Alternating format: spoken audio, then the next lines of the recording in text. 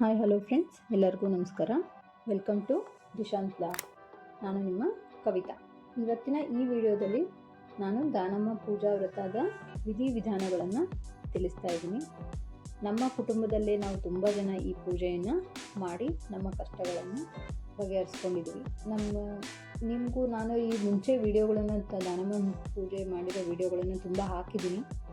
ನಿಮಗೂ ಏನಾದರೂ ಈ ಥರ ನೋಡಿ ನಾವು ಈ ಥರ ಪೂಜೆ ಮಾಡಬೇಕು, ನಮ್ಮ ಕಷ್ಟ ಪರಿಹಾರಗಳಿಗೂ ನಾವು ಈ ಪೂಜೆನ ಮಾಡಬೇಕು, ಹೇಗೆ ಮಾಡಬೇಕು ಅಂತ ಯಾರಾದರೂ ಅಂದ್ಕೊತಾ ಇದ್ದರೆ ಈ ವಿಡಿಯೋನ ಪೂರ್ತಿಯಾಗಿ ನೋಡಿ. ಅಂಥವ್ರಿಗೆ ಯೂಸ್ ಆಗಲಿ ಅಂತಲೇ ನಾನು ಈ ವಿಡಿಯೋನ ಮಾಡ್ತಾ ಇರೋದು. ಈ ವಿಡಿಯೋನ ಪೂರ್ತಿಯಾಗಿ ನೋಡಿ ವಿಧಿವಿಧಾನಗಳನ್ನು ತಿಳ್ಕೊಂಡು ಈ ಪೂಜೆಯನ್ನು ನೀವು ಸ್ಟಾರ್ಟ್ ಮಾಡಿ. ಯಾವ ರೀತಿ ನಾವು ಈ ಪೂಜೆನ ಮಾಡಬೇಕಪ್ಪ ಅಂದರೆ, ಮೊದಲನೇದಾಗಿ ನಾವು ಈ ಪೂಜೆ ಮಾಡೋದಕ್ಕೆ ದಾನಮ್ಮ ದೇವಿಯ ಫೋಟೋ ಮತ್ತು ನಾನು ಹಿಂದ್ಗಡೆ ತೋರಿಸ್ತಾ ಇರೋ ಬುಕ್ಕು, ಈ ಥರದ್ದೊಂದು ಬುಕ್ಕು ಮತ್ತು ದಾನಮ್ಮ ದೇವಿಯ ಫೋಟೋವನ್ನು ನಾವು ಬೇರೆಯವ್ರ ಹತ್ರ, ಅಂದರೆ ನಿಮ್ಮ ರಿಲೇಟಿವ್ಸ್ ಯಾರ ಹತ್ರನಾದರೂ ಬೇರೆಯವರಿಂದ ಯಾರು ಪೂಜೆ ಮಾಡ್ತಾರೋ ಅವರು ಬೇರೆಯವರಿಂದ ಕೊಡಿಸ್ಕೋಬೇಕು. ದಾನಮ್ಮ ದೇವಿ ಫೋಟೋ ಇರೋದಷ್ಟೇ ಫೋಟೋ ಸಿಕ್ಕರೂ ಓಕೆ, ಇಲ್ಲ ಸೋಮನಾಥ ದೇವರು ಮತ್ತು ದಾನಮ್ಮ ದೇವಿ ಇಬ್ಬರೂ ಇರೋವಂಥ ಫೋಟೋ ಸಿಕ್ಕರೂ ಓಕೆನೇ. ಈ ಥರದೊಂದು ಬುಕ್ಕು ಮತ್ತು ಫೋಟೋ ಇವೆರಡನ್ನೂ ನೀವು ಬೇರೆಯವ್ರ ಹತ್ರ, ನಿಮ್ಮ ರಿಲೇಟಿವ್ಸ್ ಯಾರ ಹತ್ರನಾದ್ರೂ ಫೋಟೋವನ್ನು ಕೊಡಿಸ್ಕೊಂಡು ಆ ಫೋಟೋಕ್ಕೆ ನೀವು ದೇವಸ್ಥಾನದಲ್ಲಿ, ಯಾವುದಾದ್ರೂ ದೇವಸ್ಥಾನದಲ್ಲಿ ಅಭಿಷೇಕವನ್ನು ಮಾಡಿಸ್ಕೊಂಡು ತೊಗೊಂಬರ್ಬೇಕು. ನಂತರ ನೀವು ಈ ಪೂಜೆಯನ್ನು ಹೇಗೆ ಮಾಡಬೇಕು, ಯಾವಾಗ ನಾವು ಸ್ಟಾರ್ಟ್ ಮಾಡಬೇಕು, ಯಾವಾಗ ಮಾಡಬೇಕು ಅಂದರೆ, ನಾವು ವಾರ ವಾರ ಮಾಡ್ತೀವಿ ಅನ್ನೋದಾದರೆ ದಾನಮ್ಮನ ವಾರ ಬಂದುಬಿಟ್ಟು ಗುರುವಾರ.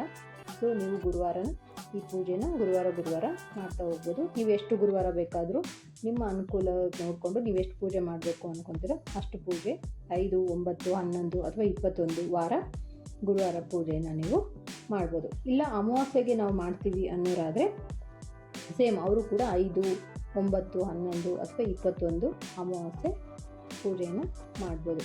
ನಿಮಗೆ ಎಷ್ಟು ದಿನ ಬೇಕೋ ಅಷ್ಟು ದಿನ ಪೂಜೆಯನ್ನು ಮಾಡ್ಬೋದು.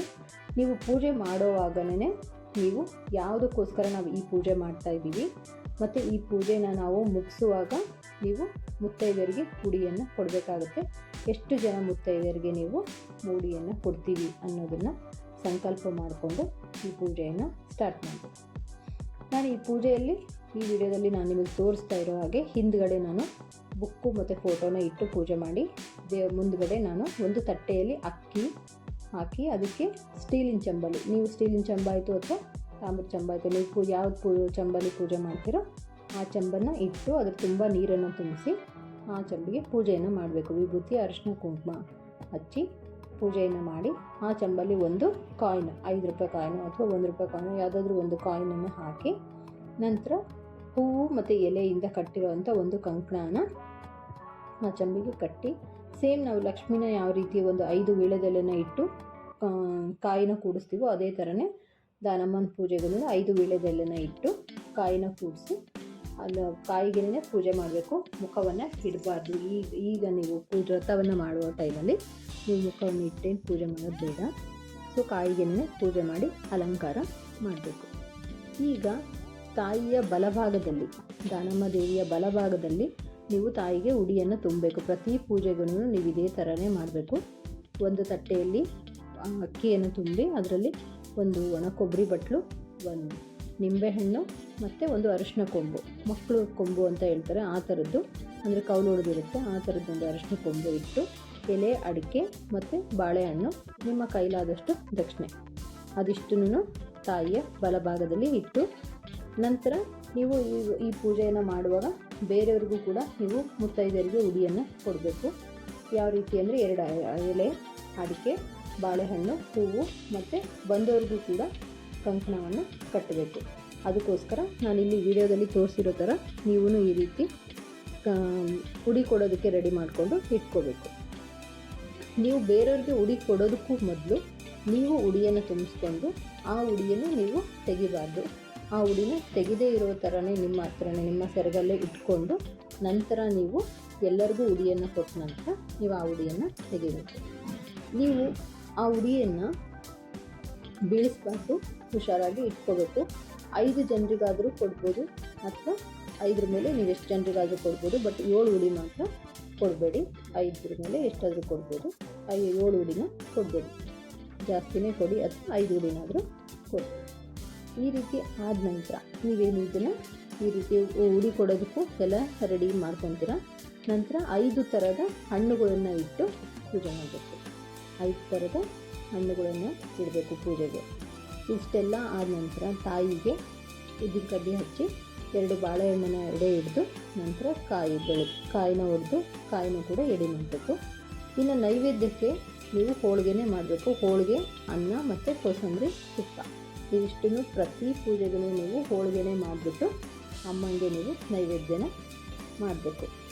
ನೈವೇದ್ಯ ಎಲ್ಲ ಮಾಡಿದ ನಂತರ ನೀವು ಅಮ್ಮನಿಗೆ ಅಕ್ಷತೆ ಕಾಳು ಹಾಕ್ಬಿಟ್ಟು ಮಂಗಳಾರತಿನ ಬೆಳಗ್ಗೆ ಅದಾದ ನಂತರ ನೀವೇನು ಕೊಡಿಸ್ಕೊಂಡಿರ್ತೀರಲ್ಲ ಬುಕ್ಕು, ಆ ಬುಕ್ಕನ್ನು ಓದಬೇಕು. ನೀವು ಎಷ್ಟು ಪೂಜೆ ಹಿಡ್ದಿರ್ತೀರ 5, 9, 11 ಈ ಥರ ನೀವು ಪೂಜೆ ಹಿಡ್ದಿರ್ತೀರಲ್ಲ ಅಷ್ಟು ಪೂಜೆ ಒಳಗೇನೆ ನೀವು ಈ ಬುಕ್ಕನ್ನು ಮುಗಿಸ್ಬೇಕು.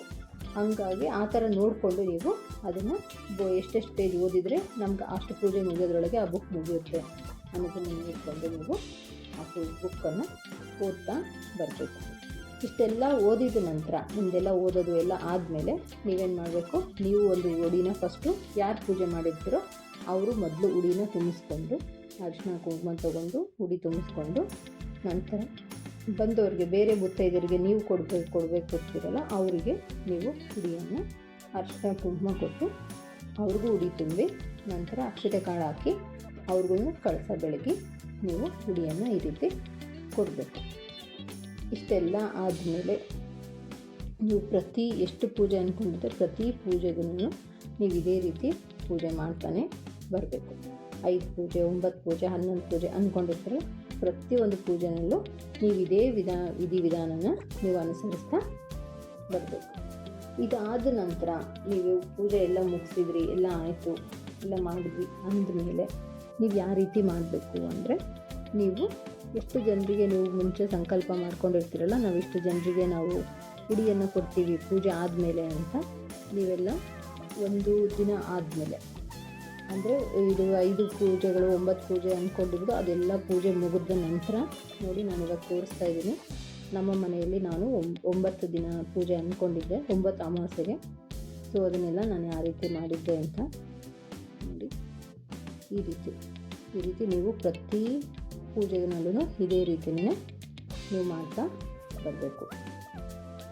ಪ್ರತಿ ಇದರಲ್ಲೂ ಇದೇ ಥರನೇ ಪೂಜೆ ಮಾಡಬೇಕು. ಇಷ್ಟೆಲ್ಲ ನೀವು ಮಾಡಿ ನೀವು ಎಷ್ಟು ಪೂಜೆ ಅಂದ್ಕೊತೀರೋ ಅದು ನಿಮಗೆ ಬಿಟ್ಟಿದ್ದು. ಅಷ್ಟು ಪೂಜೆಯನ್ನೆಲ್ಲ ನೀವು ಅಂದ್ಕೊಂಡು ಅಷ್ಟು ಪೂಜೆಯನ್ನು ನೀವು ಮಾಡಿ ಮುಗಿಸಿದ ನಂತರ ನೀವೆಲ್ಲ 9 ಪೂಜೆ 11 ಪೂಜೆ ಅಂದ್ಕೊಂಡು ನಂತರ ನೀವೇನು ಮಾಡಬೇಕು, ಬೇರೆ ದಿನ ಒಂದು ಪೂಜೆಯನ್ನು ದಾನಮ್ಮನ ಪೂಜೆಯನ್ನು ಇಟ್ಕೊಂಡು ಆಗ ನೀವು ಎಷ್ಟು ಜನರಿಗೆ ಉಡಿ ಕೊಡಬೇಕು ಅಂತ ಅಂದ್ಕೊಂಡಿರ್ತೀರೋ ಅಷ್ಟು ಜನನ ಕರೆಸಿ, ಅಥವಾ ಇಲ್ಲ ನಮ್ಮ ಕೈಯಲ್ಲಿ ನಮಗೆ ಶಕ್ತಿ ಇದೆಯಪ್ಪ ನಾವು ಬೇರೆಯವ್ರಿಗೂ ಇದು ಮಾಡ್ತೀವಿ ಕರೆದು ಬೇರೆಯವ್ರಿಗೂ ಪೂಜೆ ಮಾಡಿರ್ತೀರಲ್ಲ ಅವ್ರು ಕರೆದು ಊಟಕ್ಕೆ ಹಾಕಿದ್ರೆ ತುಂಬ ಒಳ್ಳೆಯದಾಗುತ್ತೆ.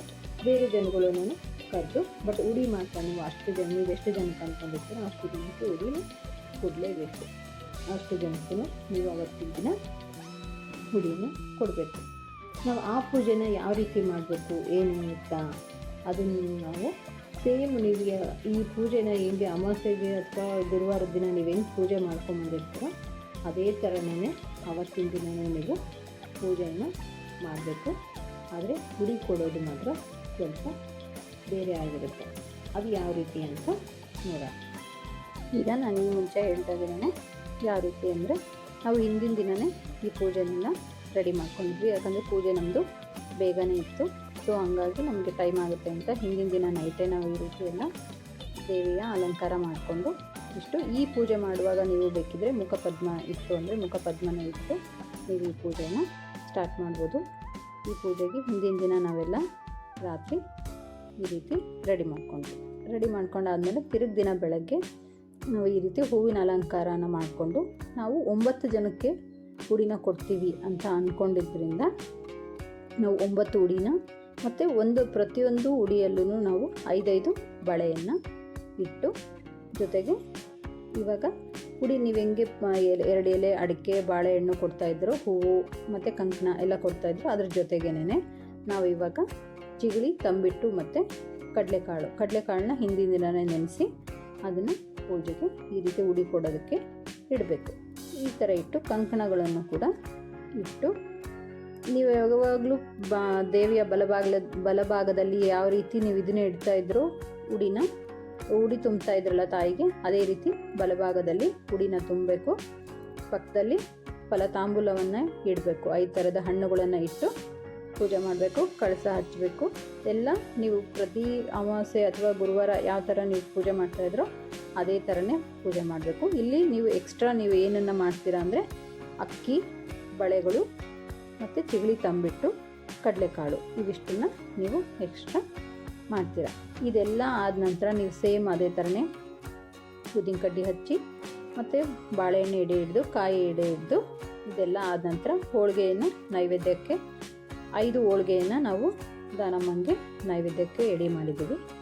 ಸೇಮ್ ಅದೇ ಥರನೇ ನೀವು ಮಾಡಿಕೊಂಡು ಇದೆಲ್ಲ ಆದಮೇಲೆ ನೀವೇನು ಮಾಡಬೇಕು, ಬೇರೆಯವ್ರಿಗೆ ಬಂದವ್ರಿಗೂ ಕೂಡ ನೀವು ಕೂಡಿಸಿ ಅವ್ರಿಗೂ ಉಡಿಯನ್ನು ತುಂಬಬೇಕು. ಅದಕ್ಕೂ ಮೊದಲು ಮದುವೆ ಆಗಿರೋರಾದೆ ಅಂದರೆ ನಿಮ್ಮ ತವ್ರ ಮನೆಯಿಂದ, ಮದುವೆ ಆಗಿರೋ ಹೆಣ್ಮಕ್ಳಿಗೆ ನಿಮ್ಮ ತವ್ರ ಮನೆಯಿಂದ ಉಡಿಯನ್ನು ತರಿಸ್ಕೊಂಡು ಅವರು ನಿಮಗೆ ಉಡಿನ ತುಂಬಿದ ನಂತರ ನೀವು ಬೇರೆಯವ್ರಿಗೆ ಉಡಿಯನ್ನು ಕೊಡಬೇಕು. ಇದು ಪದ್ಧತಿ. ಫಸ್ಟು ನೀವು ತುಂಬಿಸ್ಕೊಂಡು ನಿಮ್ಮ ತವ್ರ ಮನೆಯಿಂದ ತಂದಿರೋ ಅಂಥ ಉಡಿ, ಅವ್ರು ನಿಮಗೇನು ತಂದಿರ್ತಾರೋ ಬಟ್ಟೆ ಅದನ್ನು ಇಸ್ಕೊಂಡು ಉಡಿ ತುಂಬಿಸ್ಕೊಂಡು ನೀವು ನಂತರ ಬಂದಿರೋ ಅಂಥ ನೀವೆಷ್ಟು ಜನಕ್ಕೆ ಅಂದ್ಕೊಂಡಿರ್ತೀರೋ ಅಷ್ಟು ಜನಕ್ಕೆ ಮುತ್ತೈದೆಯರಿಗೆ ನೀವು ಉಡಿಯನ್ನು ತುಂಬಬೇಕು. ತುಂಬಿ ಅದಾದ ನಂತರ ಅವ್ರಿಗೆ ಅಲ್ಲಿನೇ ಕೂಡಿಸಿ ನೀವು ಮಾಡಿದಂಥ ಪ್ರಸಾದಕ್ಕೆ ನೀವೇನು ಮಾಡಿರ್ತೀರೋ ಅದನ್ನು ನೀವೇನಾದರೂ ಹೋಳಿಗೆನೇ ಮಾಡಿರ್ಬೋದು, ಅಥವಾ ನೀವೇನಾದರೂ ಒಂದು ಸಿಹಿ ಪದಾರ್ಥ ಏನಾದರೂ ಮಾಡಿರ್ತೀರಲ್ಲ ಅದನ್ನು ಮಾಡಿಬಿಟ್ಟು ಅವ್ರಿಗೆ ಊಟಕ್ಕೆ ಅಲ್ಲೇ ಕೂಡಿಸಿನೇ, ಉಡಿ ಯಾವಾಗ ಕೊಡ್ತೀರೋ ಆವಾಗೇ ಕೂಡಿಸಿ ಅವರಿಗೆ ಅಲ್ಲಿನೇ ಊಟಕ್ಕೆ ಬಡಿಸಿ ಅವರ ಆಶೀರ್ವಾದವನ್ನು ನೀವು ಪಡಿಬೇಕು. ಯಾರು ಪೂಜೆ ಮಾಡಿರ್ತೀರೋ ಅವರ ಆಶೀರ್ವಾದವನ್ನು ಪಡಿಬೇಕು. ಇಷ್ಟೇ ನೀವು ಮಾಡಬೇಕಾಗಿರೋವಂಥ ನಿಯಮ, ದಾನಮ್ಮ ಪೂಜೆಗೆ ಮಾಡಬೇಕಾಗಿರೋವಂಥದ್ದು. ಇದೆಲ್ಲ ಆದಮೇಲೆ ನಿಮಗೆ ಆಯ್ತಪ್ಪ, ನಿಮ್ಮ ಶಕ್ತಿಯ ಅನುಸಾರ ನಮಗೆ ಆಗುತ್ತೆ, ನಾವು ಗುಡ್ಡಾಪುರಕ್ಕೆ ಹೋಗಿ ಮಾಡ್ತೀವಿ. ದಾನಮ್ಮ ನೆಲೆಸಿರೋದು ಗುಡ್ಡಾಪುರ, ಮಹಾರಾಷ್ಟ್ರದ ಗುಡ್ಡಾಪುರದಲ್ಲಿ. ಸೊ ಹಾಗಾಗಿ ನೀವು ಅಲ್ಲಿಗೆ ಹೋಗಿ ಬರ್ತೀವಿ ನಾವು ದಾನಮ್ಮನಿಗೆ ಅಂತ ಅನ್ನೋದಾದರೆ ನೀವು ಹೋಗಿ ದಾನಮ್ಮನ ದರ್ಶನ ಮಾಡ್ಕೊಂಬರ್ಬೋದು, ನಿಮ್ಮ ಫಲ ನಿಮಗೆ ದೊರಕಿದ ಮೇಲೆ. ನೋಡಿ, ನಾವು ಈ ರೀತಿ ಎಲ್ಲ ಇಟ್ಟು ಈ ರೀತಿ ಪೂಜೆ ಮಾಡ್ಕೊಂಡಿದ್ವಿ. ಸೀರೆ ಕೊಡ್ತೀವಿ ಅಂದ್ಕೊಂಡಿದ್ರೆ ನಾವು ಸೀರೆ ಇದನ್ನು ಇಟ್ಟಿದ್ದೀವಿ. ಈ ರೀತಿ ಮಂಗಳಾರತಿ ಎಲ್ಲ ಆದ ನಂತರ ನೀವು ಫಸ್ಟು ಉಡಿಯನ್ನು ತುಂಬಿಸ್ಕೊಂಡು ನಂತರ ನೀವೆಷ್ಟು ಜನಕ್ಕೆ ಅಂದ್ಕೊಂಡಿರ್ತೀರೋ ಅಷ್ಟು ಜನ ಮುತ್ತೈದೆಯರಿಗೆ ನೀವು ಉಡಿಯನ್ನು ತುಂಬಬೇಕು. ಆ ಉಡಿಯನ್ನು ತುಂಬಿ ಅವರಿಗೆ ಅಲ್ಲಿನೇ ಪ್ರಸಾದಕ್ಕೆ ಬಡಿಸಿ ಅವರಿಂದ ಆಶೀರ್ವಾದವನ್ನು ಪಡಿಬೇಕು. Thanks for watching my video. ಈ ವಿಡಿಯೋ ನಿಮಗೆ ಇಷ್ಟ ಆಗಿದೆ ಅಂತ ತಿಳ್ಕೊತೀನಿ. ಎಲ್ಲರಿಗೂ ಈ ವಿಡಿಯೋ ಉಪಯೋಗವಾಗುತ್ತೆ ಅಂತ ತಿಳ್ಕೊಂಡು ಈ ವಿಡಿಯೋನ ನಾನು ಮುಗಿಸ್ತಾ ಇದ್ದೀನಿ. ಯಾರಿಗೆಲ್ಲ ಈ ವಿಡಿಯೋ ಇಷ್ಟ ಆಗಿದೆ ಪ್ಲೀಸ್ ಸಬ್ಸ್ಕ್ರೈಬ್ ಮಾಡಿ, ಪಕ್ಕದಲ್ಲೇ ಕಾಣೋ ಬೆಲ್ ಐಕನ್ನ ಪ್ರೆಸ್ ಮಾಡಿ, ಲೈಕ್ ಶೇರ್ ಮಾಡಿ ಅಂತ ಹೇಳ್ತಾ ಮುಂದಿನ ವಿಡಿಯೋದಲ್ಲಿ ಸಿಗೋಣ. ಅಲ್ಲಿವರೆಗೂ take care, bye, thank you.